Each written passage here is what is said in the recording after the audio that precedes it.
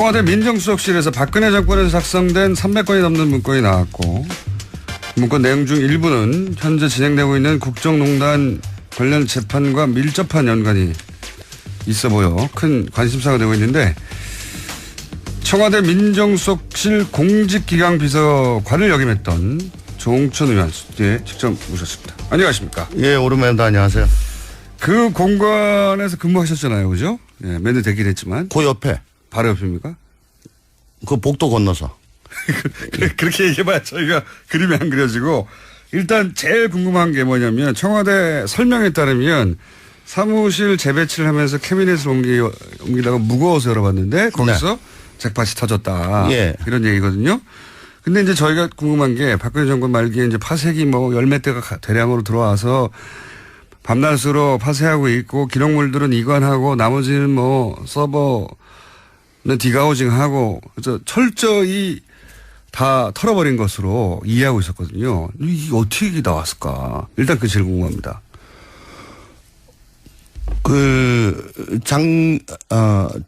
특검이 예. 압수수색 그때 들어가려고 그럴 때 어떤 예. 사람들은 아니 다 치웠을 건데 들어가지고 뭘 아무것도 그러니까요. 없을 거다. 그거 예. 뭘라고 들어갔냐 그럴 때 저는 아니 낙고기 있다. 낙고기. 그거만 주워도 쏠찬다라고 했었죠. 사람이 하는 일이니까 예. 어떻게 그 완벽하게 하겠습니까? 네. 그리고 그 캐비넷만 다 열어봐도 네. 당연히 그 안에 문서들은 다 꺼내서 분쇄하면 될 텐데 그게 구조상 그렇지 않을 수도 있습니까? 어디 꼭꼭 숨겨져 있는 이렇게 여기 발견된 문건의 작성 시점이 2014년 6월부터 2015년 6월이라고 보도가 된 것 대략 같아요. 1년 정도. 예. 예. 누군가 1년 정도 쓴 캐비넷인 거죠. 그러니까 예. 2015년 6월 이후에 예. 작성된 문건이 없었던 걸로 봐가지고는 2015년 6월까지만 누군가가 그 캐비넷을 사용을 했고 예. 그 이후에는 그 캐비넷을 사용하거나 관리한 사람이 없었다는 얘기로 뒤집을 수가 있겠죠. 그 사람이 보직이 변경됐거나 관뒀거나 뭐 자리가 이동됐거나. 예, 어쨌거나 그래서 이건 쓰지 않는 캐비넷으로 돼가지고 그 사무실 내에서도 저 뒤쪽으로 좀 밀려났을 거고. 그러니까 관심의 대상에서 멀어졌을 거고. 작년에 올해 그 청와대 그 정권 교체가 될 때 예. 치울 때도 그거는 관심을 기울이지 않았기 때문에. 자기 책상, 자기 캐비넷만 신경 썼지 남의 거니까. 자기 게 아니면 안 열어보겠죠, 청와대에서 당연히? 보통 지시가 자기 거는 다 깨끗이 해라. 그렇게 지시가 가니까요. 그렇죠. 남의 네. 것을 함부로 열 수는 없겠죠. 그러니까 그 자리에서 그 사람이 쓰던 캐비넷 2015년 6월까지 그 사람이 하여튼 보직 변경이든 뭐 사직이든 어쨌든 그래서 더 이상 쓰지 않게 된 캐비넷. 그런 걸로 저는 생각이 됩니다. 그렇게 들으니까 좀 이해가 가네요. 예. 큽니까? 청와대 민정수석실이? 제일 크죠. 청와대 제일 커요? 예, 왜냐하면 이명박 정부 때는 민정 1, 민정 2 두 개 비서관실이 쓰던 거를 박근혜 정부 들어와가지고 민정비서관으로 퉁쳤거든요. 하나로 만들었어요. 예. 그래서 두 개가 합쳐졌고. 예. 근데 민정 1은 이제 민심팀으로 되고 민정 2는 사정팀으로 됐는데 예. 민심팀과 사정팀 사이에는 간율이 격벽이 있습니다. 예. 그래서 민심팀, 사정팀 이렇게 각자 좀 한 비서관실이긴 하지만 그래도 독립성을 가지고 일을 했었는데 이번 문재인 정부 들어가지고는 얘기를 들어보니까 굉장히 그 정원을 다 안 채우고 작게 가느라고 반만 썼군요, 말하자면. 반만 썼죠. 격벽 안쪽. 그러니까 민심팀 쪽만 쓰고 사정팀은 비서관하고 좀 멀거든요. 네. 예. 그러니까 가까운 쪽만 쓰다가 최근에 인력이 보강되면서 다시 자리를 재배치하다가 이제 그 가구로 옮겨야 될 거 아니에요. 근데 이거 뭐야? 그렇게 된 것 같아요. 그렇구나. 그렇게 되니까 어느 정도 이해는 갑니다. 이거 굉장히 우연에 의해서 발견된 거네요. 그러면 지금 말씀하시기로는 뒤져보면 뭐 더 나올 수도 있다고 하셨는데 그럴 수도 있습니까? 있을 수도 있고 없을 수도 있는데 뭐라도 있을 수가 있죠. 왜냐하면 낙곡은 항상 있으니까. 그래요? 예. 뭔가 있을 수 있다? 예. 그래서 그때 압수수색 무조건 들어가야 된다고. 아무리 치워도 낙곡은 있다. 근데 이번에는 아주 큰 덩어리가 나왔어요. 몇 명이에요? 예전에 박근혜 정부 시절에 민정수석실에 근무했던 사람이 대략 합치면 민정사정 합치면 민정사정 합쳐서 한 50명 가까이? 50명이요? 예. 엄청 크네요. 제일 커요. 다른 예를 들어서 경제수석실 이 정도 되면 얼마납니까? 경제수석실에 예를 들어 경제비서관, 중기비서관, 해양수산비서관 이런 데는 비서관 하나, 선임 하나, 행정관 둘이 또 행정요원 하나 그렇게 한 4-5명. 야, 굉장히 큰 조직이네요. 민정수석실은. 예. 저희가 고담으로 컸고. 사정비서관실. 아니 공직. 공직. 예. 기강비서관. 예. 한 50여 명 가까이 되는군요. 이게 그러면 한 50명. 예. 다른 부처의 10배, 다른 수석실의 몇 배는 되네요. 수석실이 아니고 비서관실, 개별 비서관실. 왜냐하면 민정수석실 밑에 비서관실이 4개가 있잖아요. 야, 그죠? 민정수석이 힘이 세군요. 그러니까 비추어보자면, 물론 지금 문재인 정부는 더 축소됐다고 하지만, 우병우 전 민정수석의 힘이 굉장히 막강했네요. 많은 인원들을 다뤘네요. 일단 병사로 보면 엄청 많죠. 예. 그렇군요. 이게 인수인계, 그러니까 우병우, 최재경, 조대환 이렇게 급하게 민정수석이 짧은 기간에 3번이나 바꿨잖아요. 네. 그 인수인계가 제대로 안 돼서 그럴 수도 있다. 이 해석도 가능하죠. 어차피 이 마지막에 다 확인하는 거는 제일 마지막 수석, 조대환 수석 예. 때죠. 예. 예. 최재경 수석이야 들어가다 나오면서 야, 지금껏까지 다 치워. 그렇게 얘기할 리도 없는 거고 필요도 그렇죠. 없는 거고. 마지막으로 치운 사람은 조대환 수석인데. 네. 이제 우병우 수석은 자기하고 관련된 것만 개인적으로 어떻게 했을 거고. 직접 관련된 것만 치웠을 혹은 또 자기 친한 직원들한테는 따로 얘기를 해줬을 거고. 자, 그러면 내용을 좀 여쭤볼게요. 그 일부 공개된 그 문건을 보면 삼성을 어떻게 지원할 것인가. 삼성이 필요한 게 뭐냐 파악해봐라. 이런 내용이 있거든요. 그러니까 첫 번째로 궁금한 건 청와대의 민정수석실에서 특정 기업을 어떻게 지원할 것인가를 파악하는 게 이게 민정수석의 업무 범위에 들어갑니까? 그건 경제수석실에서도 좀 하기가 힘든 일인 것 같습니다. 민정수석의 업무 범위는 아니지 않습니까? 그죠? 예, 아니죠. 네. 그러니까 특정 기업을 대한민국에서 제일 잘 나가는 기업인데 이미 그 잘 나가는 기업을 어떻게 지원할 것인가라고 파악해 보라고 할 수도 있습니까? 청와대가? 그런 종류의 지시를 받거나 들어본 적이 있어요? 물론 예. 삼성이 우리나라 경제에서 차지한 비중이 엄청나게 크고 예. 또 삼성이 법적 제도적으로 좀 잘못된 게 있어가지고 예. 애로사항이 많고 그로 인해서 국가 경제에 미치는 악영향이 크다라고 한다면 그건 할 수가 있겠죠. 예. 근데 제가 지금 문건을 제대로 보지 않은 상황에서 이게 단정드리기가 참 못합니다. 내용을 좀 봐야 되는데. 문건은 좀 일반론이에요. 보면 예를 들어서 삼성 경영권 승계에서 삼성이 뭘 필요로 하는지 파악해라.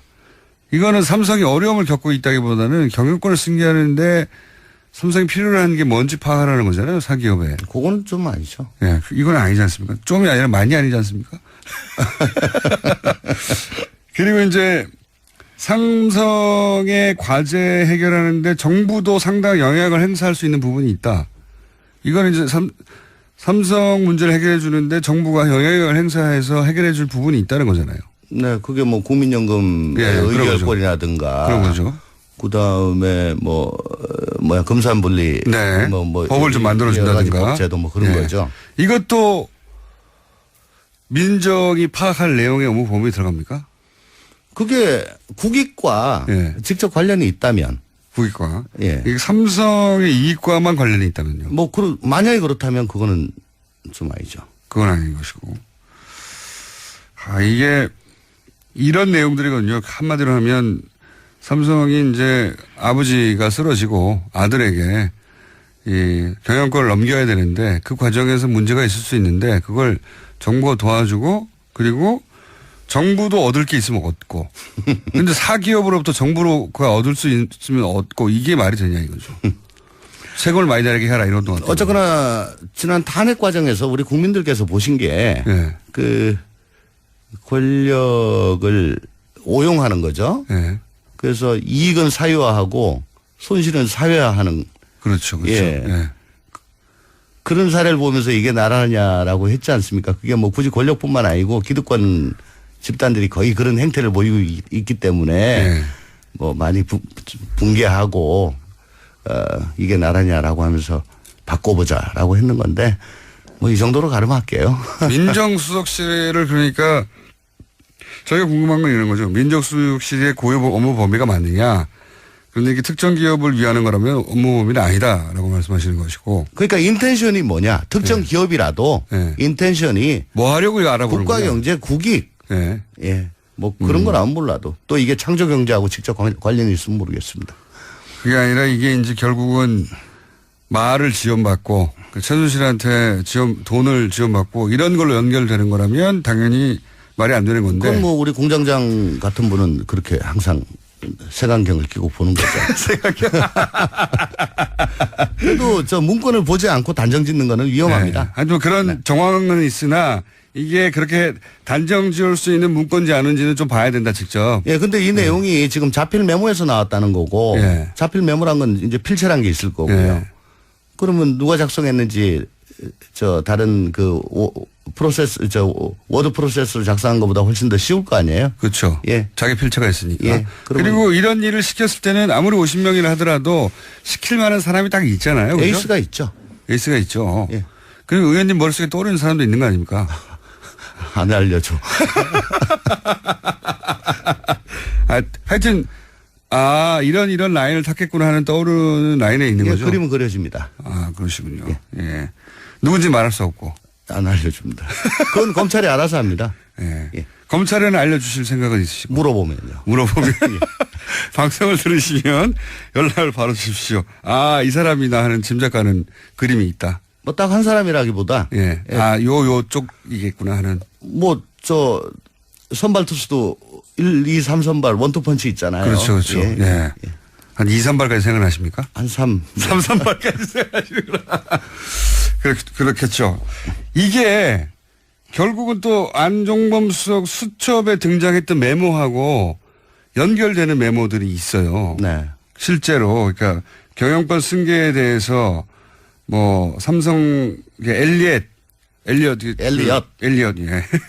엘리엇에 대해서 대책을 강구해야 된다.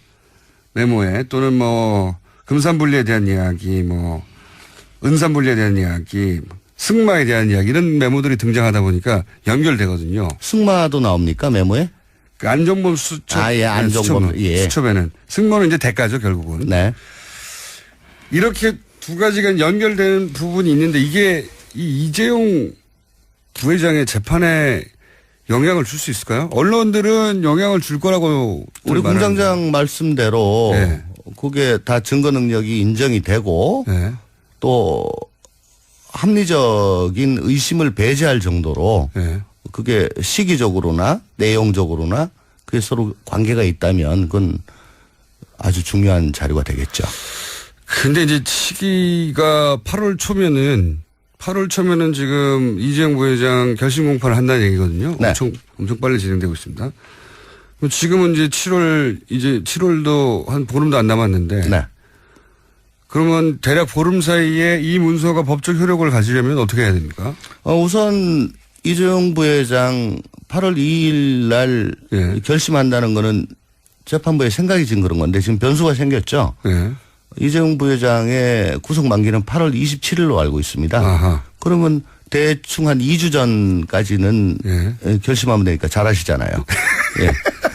그럼 8월 광복절 무렵까지만 결심하면 되니까 예. 꼭 뭐 8월 2일이다 이렇게 할 필요는 없는 것 같고요. 일단 그렇게 얘기는 했지만 재판부가. 예. 잘하시면서요. 예. 그리고 그러니까 한 달 조금 덜 남았죠. 예. 예. 그렇게 따지면. 이게 일종의 전문 증거라 작성자를 불러야 되지 않습니까? 어쨌든 지금 자필 메모가 가장 중요하게 지금 떠오르고 있는 것 같은데 예. 아까도 말씀드렸다시피 자필이기 때문에 필체가 있고 예. 또 대충 할 수 있는 사람이 특정이 되니까 그 범주가 있으니까 예. 몇 사람 그리고 불러서 또 그분들이 거의 다 공직자들이니까요. 현재 스코어. 예. 아하. 그러니까 뭐 부르면 오겠죠. 예, 불러서 본인이 작성한 집 맞다, 본인이 작성한 게 맞다는 얘기를 확인해야 되죠. 확인해야 되고 그러면 이런 걸 왜 만들었냐. 아까 말씀하셨다시피 민정에서 이게 할 일이냐. 민정에서 왜 이런 걸 만들었냐. 예.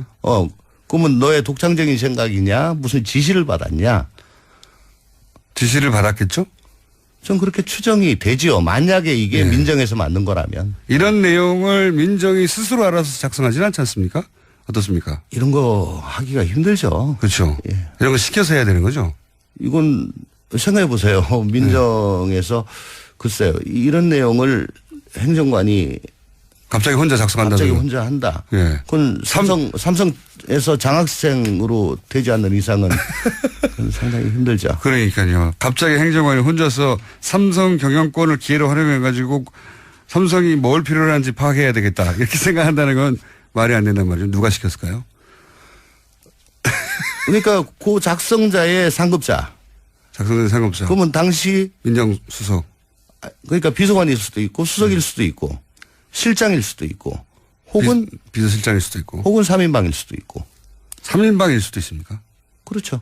실제 그러니까 직제상의 문제가 아니라 실제 당시 청와대가 돌아가는 데 있어서. 그러니까 3인방이 그 실무자한테 직접 지시는 하지 않지만 네. 수석이나 비서관한테 특히 수석한테는 3인방에 그런 지시를 할 수 있는 권한이 있습니다. 지시라기보다는 뭐 협조겠죠. 말은 협조지만 예. 사실상 3인방이 자기 업무 소관이 아닌데도 3인방이 그런 업무 협조란 이름으로 이런 요청을 하면 3인방의 힘을 청와대 내에서는 다 알고 있었기 때문에 그건 뭐 BIP의 의중이 담긴 걸로 그렇게 생각합니다. 3인방 입에서 나오면 예. 그래서 3인방도 가능하고 원래 직제상호는 비서실장에서 나와야 되는 거 아닙니까? 그렇죠. 원래 직제상호는 그런데 실제 돌아가기로는 3인방에서도 그러니까 예를 들어 예. 뭐 실수비 같은 데서 이게 이슈로 나왔는데 예. 경제수석하고 고용복지수석이 주로 관련이 되잖아요. 예. 그렇지만 민정도 좀 알아봐라. 예. 뭐 이렇게 했을 수도 있죠. 비서. 그런데 이걸 이렇게 그 여러 다른 수석들이 있는데 대놓고 얘기하는 건 조금 할 내용은 아니죠. 부적절한 것 같고. 그러니까요. 예. 그럼 비서실장이나 3인방에서 왔을 가능성이 높다. 있다. 경제수석이 요구했을 가능성은 또 어떻게 보십니까? 셋 중 하나입니까? 경제수석 아니면 비서실장 아니면 3인방. 경제수석이 그건 조금 상상이 안 갑니다. 잠깐 왜 상상이 안 가죠? 자기들이 하면 되지 뭘 이걸. 자기들이 하면 되죠. 아 그렇군요. 아 민정에다 이거 해라 저거 해라 할 그런 입장은 아닙니다. 그렇군요. 경제수석실이. 경제수석실이 민정에 대해 이런 거 요청하는 지시할 그런 위계가 아닙니까? 그다지? 위계라기보다는 그건 좀 생뚱맞죠. 만약에 그런 걸 얘기를 한다면. 저희는 뭐 그게 생뚱한지 안 맞는지 모르니까요. 그럼 비서실장 아니면 3인방 이렇게 압축하는 게. 예. 그러니까 그렇게 돼서 뭐 수석한테 그게 입력이 돼가지고 갔거나. 예. 예. 뭐. 그렇군요. 이런 정도의 메모가 만들어졌으면 이 메모가 다시 공식 문서로 정리돼서 올라갑니까? 어떻게 됩니까?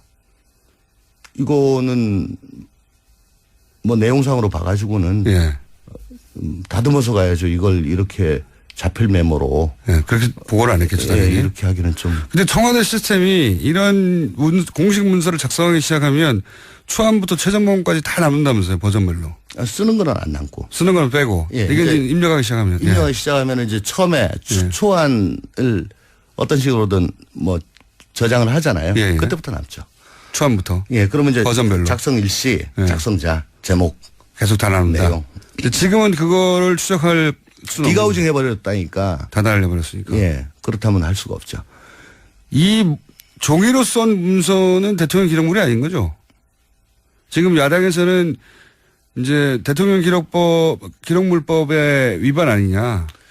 제가 지금 대통령 기록물법 위반으로 재판을 받고 있는 현직 피고인이기 때문에. 잘 아실 거 아닙니까? 아주. 예. 아니, 아니, 피고인한테 그런 걸 자꾸 물으면 어떡해요. 예. 아니, 이건 이제 별도의 사안이니까 본인 게 아니라. 예, 어쨌거나 뭐 아닌 걸로 보여집니다, 저는. 그렇죠? 예. 조심스럽네요. 재판받고 있습니다. 대통령 기록물이 아니라고 이제 공개할 수 있다고 청와대가 판단한 것 중에 하나가 이렇게 무슨 도장이 안 찍혔다고 하던데 도장은 무슨 의미입니까? 그게 자꾸 기록물 가지고 물으실 네. 거예요? 네. 대통령 기록물이 이제 세 가지로 갈리는데 일반, 비밀, 지정으로 갈리는데 네. 일반은 그러니까 대통령 기록물은 원래 공개가 원칙이에요. 원래요? 원래 원칙은 공개인데 다만 뭐 국가안보, 뭐 경제 상황에 위해를 가할 우려, 사생활 침해 등을 이유로 이제 제한을 하는 거거든요. 네.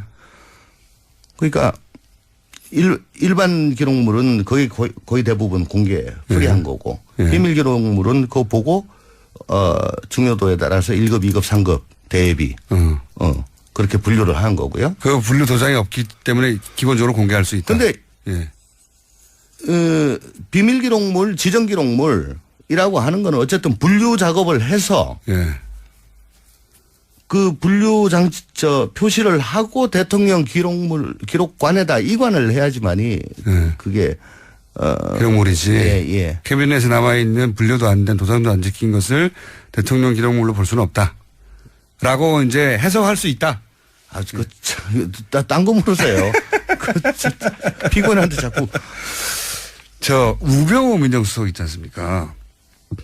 네. 우병우 민정수석에 대해서 여러 차례 문제 제기를 많이 하셨는데 우병우 민정수석이 지금 뭐 구속도 안 됐고 사안도 굉장히 적지 않습니까? 작죠? 네. 이 지금 걸려있는 사안이 유죄가 된다 한들 받을 수 있는 처벌은 어느 정도입니까? 뭐 가정을 전제로 해서 답변 등이 적절치 않고 그동안에 제가 계속 한 거는 어쨌거나 윤곽근 수사팀장 그때 처음 시작됐을 때 원칙은 가택하고 휴대폰 압수수색을 해야 되거든요. 당연히 해야 되겠죠. 그러면 여기에 다 나와요. 이런 휴대폰에. 내용들이 다 나온다고 휴대폰에. 그러면 이게 참 궁색하게 직권남용 직무유기 위증 이렇게 갈 필요가 없지 않습니까? 또 아니더라도 지금처럼 청와대 내부를 들여볼 수 있었다면 다 나와요. 그때 압수수색 했으면 다 나왔겠죠? 다 나오죠. 네. 예. 비가 오직만 해도 다 나와요. 다 나오고. 네. 휴대폰을 해도 다 나오고. 다 나오고. 네. 근데 그거 아무것도 안 하고 하려니까 궁색하게 너 세월호 때 뭐 어쨌지 저쨌지 뭐 이럴 수밖에 없잖아요. 네. 그게 너무 답답하다는 거죠. 예.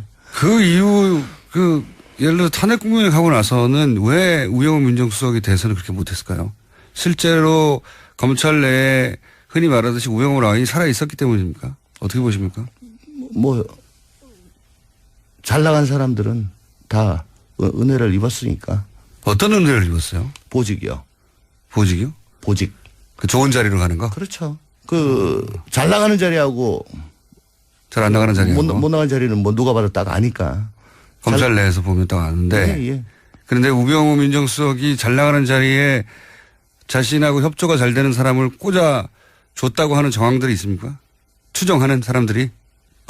그거야 뭐 다 합니까? 공유하고 있죠. 왜냐하면은 잘 나가는 자리라는 게 민정수석하고 업무상 연관이 되는 자리들이니까.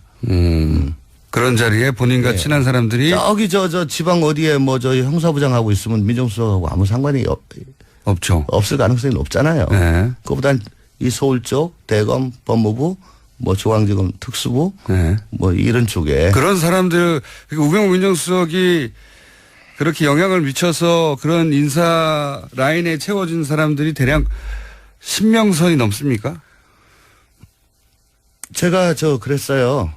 법무장관 청문회 때 그동안에 사건이 이상하게 꼬인 것들 그거 지금 국정원 TF처럼 자초지종을 캐서 그거 도대체 누가 중간에 틀었냐 이렇게 이상하게 만들었냐 그걸 밝히고 거기에 잘한 사람은 잘한 대로 못한 사람은 못한 대로 결과에 상응한 그런 상벌을 줘야지만이 검찰이 이게 제대로 쓸 거고. 몇 명이나 됩니까 그래서? 뭐 30명이요? 아니요 그건 꽤 돼요. 예. 10명은 넘고 30명은 안 된다. 뭐 10명 넘는다. 예. 넘는다. 20명도 넘는다? 딴 거 모르시죠. 그분들이 그냥 살아있다 아직도 근데. 꽤 살아있죠. 꽤요? 예. 예. 왜 최근에 몇 명 나가고 그랬잖아요. 아직 부족합니까? 거기는 이제 직급이 굉장히 높았던 사람들이고. 그 바로 밑에 급들은 아직 살아있다. 예, 꽤 살아있다. 조홍천 의원이었습니다. 업무 범위는 아니지 않습니까? 그죠? 예, 아니죠. 네. 그러니까 특정 기업을, 대한민국에서 제일 잘 나가는 기업인데 이미 그 잘 나가는 기업을 어떻게 지원할 것인가라고 파악해 보라고 할 수도 있습니까? 청와대가? 그런 종류의 지시를 받거나 들어본 적이 있어요? 아니, 물론, 예. 삼성이 우리나라 경제에서 차지한 비중이 엄청나게 크고, 예. 또 삼성이, 뭐 법적 제도적으로 뭐 좀 잘못된 게 있어가지고, 예. 애로사항이 많고, 그로 인해서 국가 경제에 미치는 악영향이 크다라고 한다면, 뭐 그건 할 수가 있겠죠. 예. 근데 제가 지금 문건을 제대로 보지 않은 상황에서 이게 뭐 단정드리기가 참 못합니다. 내용을 좀 봐야 되는데. 문건은 좀 일반론이에요. 보면 예를 들어서 삼성 경영권 승계에서 삼성이 뭘 필요로 하는지 파악해라. 이거는 삼성이 어려움을 겪고 있다기보다는 경영권을 승계하는데 삼성이 필요로 하는 게 뭔지 파악하라는 거잖아요. 사기업에. 그거는 좀 아니죠. 예, 이건 아니지 않습니까? 좀이 아니라 많이 아니지 않습니까? 그리고 이제 삼성의 과제 해결하는데 정부도 상당히 영향을 행사할 수 있는 부분이 있다. 이거는 이제 삼성 문제를 해결해 주는데 정부가 영향을 행사해서 해결해 줄 부분이 있다는 거잖아요. 네, 그게 뭐 국민연금 예, 의결권이라든가. 그런 거죠. 그 다음에 금산분리. 네. 법을 좀 만들어준다든가. 법제도 뭐 그런 네. 거죠. 이것도 민정이 파악할 내용의 업무 범위에 들어갑니까? 그게 국익과 예. 직접 관련이 있다면. 국익과. 예. 이게 삼성의 이익과만 관련이 있다면요. 만약에 그렇다면 그거는 좀 아니죠. 그건 아닌 것이고. 이게 이런 내용들이거든요. 한마디로 하면 삼성이 이제 아버지가 쓰러지고 아들에게 이 경영권을 넘겨야 되는데 그 과정에서 문제가 있을 수 있는데 그걸 정부가 도와주고 그리고 정부도 얻을 게 있으면 얻고 근데 사기업으로부터 정부가 얻을 수 있으면 얻고 이게 말이 되냐 이거죠. 세금을 많이 내게 해라 이런 동안. 어쨌거나 지난 탄핵 과정에서 우리 국민들께서 보신 게 네. 그 청와대 민정수석실에서 박근혜 정권에서 작성된 300건이 넘는 문건이 나왔고 문건 내용 중 일부는 현재 진행되고 있는 국정농단 관련 재판과 밀접한 연관이 있어 보여 큰 관심사가 되고 있는데 청와대 민정수석실 공직기강비서관을 역임했던 조홍천 의원 예, 직접 모셨습니다. 안녕하십니까? 예, 오랜만에 안녕하세요. 그 공간에서 근무하셨잖아요, 그죠? 예, 맨날 되긴 했지만. 그 옆에. 바로 옆입니까? 그 복도 건너서. 그렇게 얘기해봐야 저희가 그림이 안 그려지고 일단 제일 궁금한 게 뭐냐면 청와대 설명에 따르면 사무실 재배치를 하면서 캐비넷을 옮기다가 무거워서 열어봤는데 거기서 네. 잭팟이 터졌다. 예. 이런 얘기거든요. 근데 이제 저희가 궁금한 게 박근혜 정권 말기에 이제 파쇄기 뭐 열몇 대가 대량으로 들어와서 밤낮으로 파쇄하고 있고 기록물들은 이관하고 나머지는 뭐 서버는 디가우징하고 그래서 철저히 다 털어버린 것으로 이해하고 있었거든요. 이게 어떻게 나왔을까? 일단 그게 제일 궁금합니다.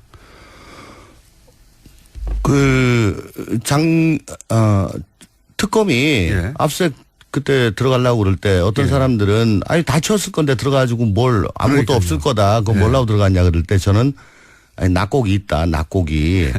그거만 주워도 쏠찬다라고 했었죠. 사람이 하는 일이니까 예. 어떻게 그 완벽하게 하겠습니까? 네.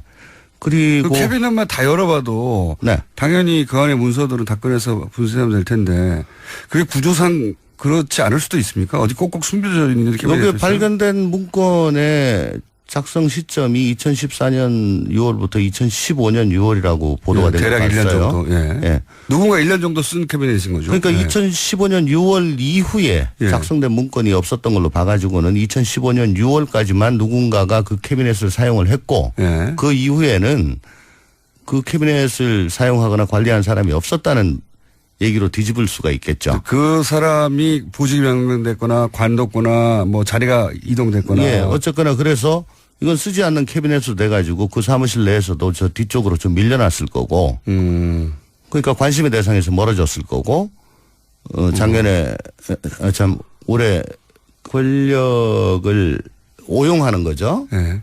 그래서 이익은 사유화하고 손실은 사회화하는. 그렇죠. 그렇죠. 예. 예.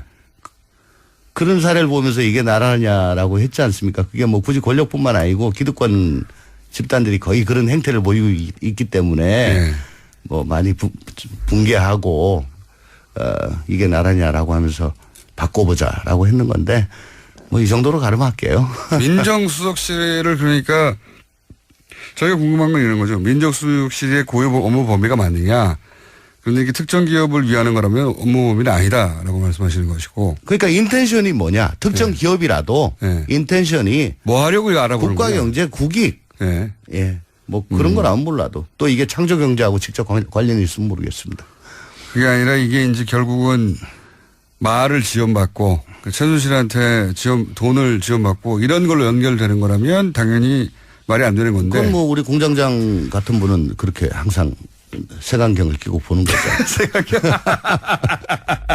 그래도 저 문건을 보지 않고 단정 짓는 거는 위험합니다. 네. 하여튼 그런 정황은 있으나 이게 그렇게 단정 지을 수 있는 문건인지 아닌지는 좀 봐야 된다 직접. 예, 근데 이 내용이 지금 자필 메모에서 나왔다는 거고 예. 자필 메모란 건 이제 필체란 게 있을 거고요. 예.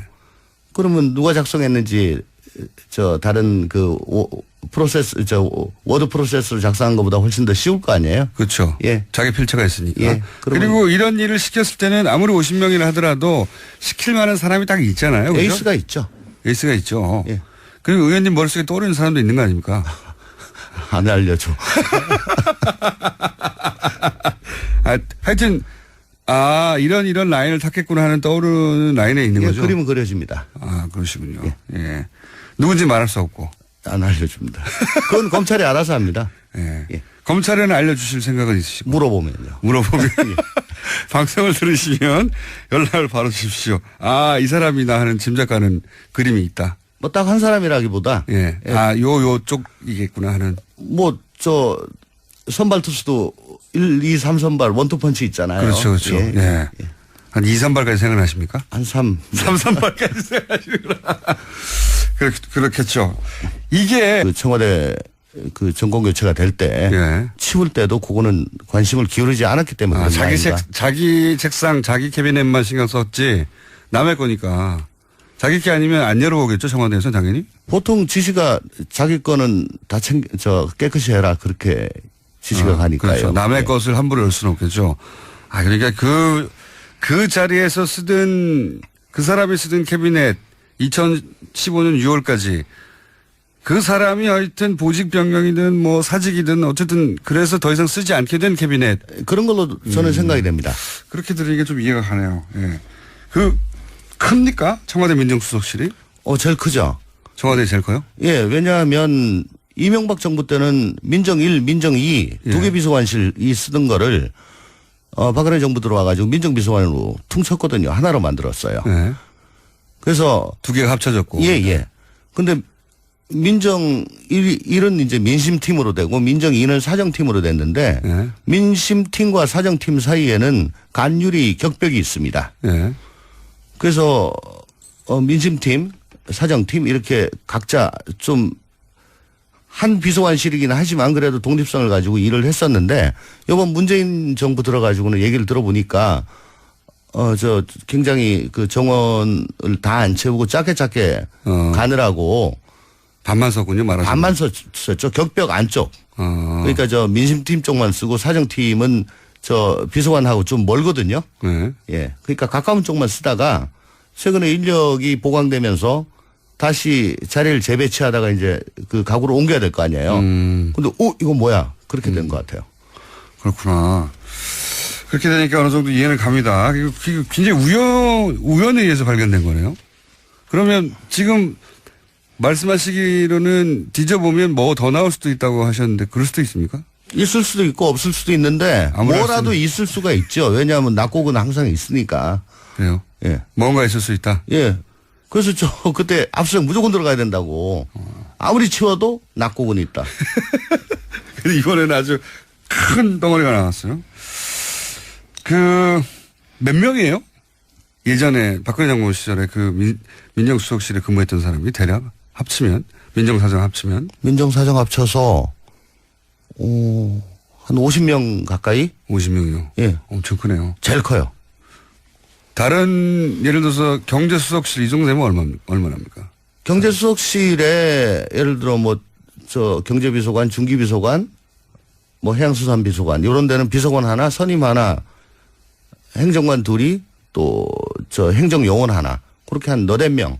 야, 굉장히 큰 조직이네요. 민정수석실은. 예. 저희가 고담으로 컸고. 사정비서관. 아니 공직. 공직. 예. 기강비서관. 예. 한 50여 명 가까이 되는군요. 이게 그러면 한 50명. 예. 다른 부처의 10배, 다른 수석실의 몇 배는 되네요. 수석실이 아니고 비서관실, 개별 비서관실. 왜냐하면 민정수석실 밑에 비서관실이 4개가 있잖아요. 야. 그죠? 민정수석이 힘이 세군요. 그러니까 비추어보자면, 물론 지금 문재인 정부는 더 축소됐다고 하지만, 우병우 전 민정수석의 힘이 굉장히 막강했네요. 많은 인원들을 다뤘네요. 일단 병사로 보면 엄청 많죠. 예. 그렇군요. 이게 인수인계, 그러니까 우병우, 최재경, 조대환 이렇게 급하게 민정수석이 짧은 기간에 3번이나 바꿨잖아요. 네. 그 인수인계가 제대로 안 돼서 그럴 수도 있다. 이 해석도 가능하죠. 어차피 이 마지막에 다 확인하는 거는 제일 마지막 수석, 조대환 수석 예. 때죠. 예. 예. 최재경 수석이야 들어가다 나오면서 야, 지금껏까지 다 치워. 그렇게 얘기할 리도 없는 거고 필요도 그렇죠. 없는 거고. 마지막으로 치운 사람은 조대환 수석인데. 네. 이제 우병우 수석은 자기하고 관련된 것만 개인적으로 어떻게 했을 거고. 직접 관련된 것만 치웠을 혹은 또 자기 친한 직원들한테는 따로 얘기를 해줬을 거고. 자, 그럼 내용을 좀 여쭤볼게요. 그 일부 공개된 그 문건을 보면 삼성을 어떻게 지원할 것인가. 삼성이 필요한 게 뭐냐 파악해봐라. 이런 내용이 있거든요. 그러니까 첫 번째로 궁금한 건 청와대의 민정수석실에서 특정 기업을 어떻게 지원할 것인가를 파악하는 게 이게 민정수석의 업무 범위에 들어갑니까? 그건 경제수석실에서도 좀 하기가 힘든 일인 것 같습니다. 민정수석의